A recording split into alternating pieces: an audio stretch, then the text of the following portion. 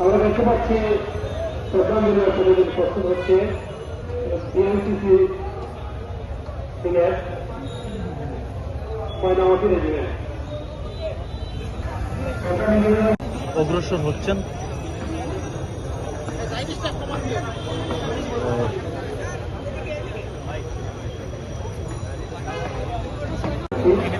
আপনারা যারা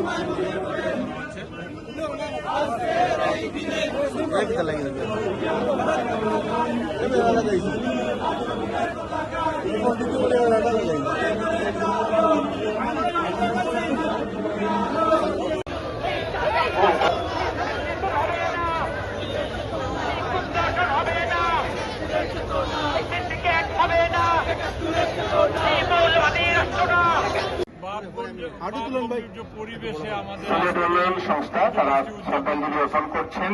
আপনারা জানেন metropolitan chamber of commerce and ইন্ডাস্ট্রিজের পক্ষ থেকে শ্রদ্ধাঞ্জলি অর্পণ করা হচ্ছে।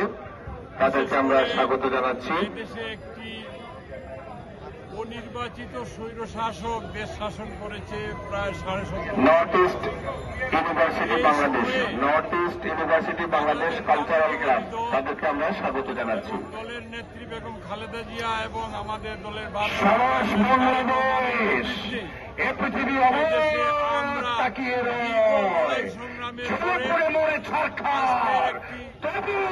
মাথা নোয়াবার আমরা এইভাবেই শৃঙ্খলার সাথে মাথা না নইয়ে আমরা একে একে শ্রদ্ধাঞ্জলি অর্পণ করব। আপনারা একের পিছনে আরেক দাঁড়িয়ে যাবেন। এভাবেই আমরা সুশৃঙ্খল হিসেবে আমরা নিজেদেরকে জানিয়ে দেব আমার নতুন প্রজন্মের কাছে এ বাংলাদেশ কখনোই মাথা নোয়াবারকে আমরা গুম হতে দেখেছি। সিলেটে জুলাই আগস্টের আন্দোলনে 13 জনকে আমরা দেখতে পাচ্ছি। সিলেট উইমেন্স মেডিকেল কলেজের পক্ষ থেকে শ্রদ্ধাঞ্জলি নিয়ে ধীরে ধীরে অগ্রসর হচ্ছেন। আমরা তাদেরকে স্বাগত জানাই। আমরা দলের শ্রদ্ধা নিবেদন শেষ হবে আমরা শহীদ মিনারের বাম পাশে গেট দিয়ে বেরিয়ে যাব। Sylhet women's nursing college, Sylhet women's nursing কলেজের পক্ষ থেকে বিজয় দিবসে আপনারা দয়া করে যারা গেটের দিকে প্রবেশ করছেন একটু সুশৃঙ্খল ভাবে আসবেন। জানেন যে সমগ্র উইমেন্স ফর আজকের উইমেন রাইটস হয়েছিল তারা শ্রদ্ধাঞ্জলি অর্পণ করবেন। তাদেরকে আমরা স্বাগত জানাচ্ছি। সিলেট ডেভেলপমেন্ট কাউন্সিল এসডিসি তারা আসছেন, তাদেরকে আমরা স্বাগত জানাচ্ছি। বাংলাদেশ উচিচি শিল্পী গোষ্ঠী উচিচির পক্ষ থেকে শ্রদ্ধাঞ্জলি অর্পণ করছেন উচিচি শিল্পী গোষ্ঠী, তাদেরকে আমরা স্বাগত জানাচ্ছি। নির্বাচনের ব্যাপারে আমরা দেখতে পাচ্ছি সিলেট জেলা প্রেস ক্লাব, যতই ষড়যন্ত্র হোক চক্রান্ত হোক নির্বাচন সিলেট জেলা প্রেস ক্লাবের পক্ষ থেকে শ্রদ্ধাঞ্জলি অর্পণ করা হচ্ছে। তাদেরকে আমরা স্বাগত জানাচ্ছি। শহীদ হয়েছে এই সিলেট অঞ্চলে প্রায় 13 জন মানুষ, আমাদের সিলেটের 13 জন মানুষ শহীদ বিএনসিসির পক্ষ থেকে শ্রদ্ধাঞ্জলি অর্পণ করা হচ্ছে। তারা এগিয়ে আসছেন অত্যন্ত সুশৃঙ্খল ভাবে, তাদেরকে আমরা স্বাগত জানাচ্ছি, ধন্যবাদ জানাচ্ছি। গেট দিয়ে যারা আসছেন দয়া করে আপনারা সুশৃঙ্খল ভাবে আসবেন, শ্রদ্ধাঞ্জলি অর্পণ করে গেটটা খালি করবেন। আমরা একে অন্যকে সুযোগ করে দিই, সেটাই আমরা এখানে এসেছি শ্রদ্ধাঞ্জলি অর্পণ করার জন্য।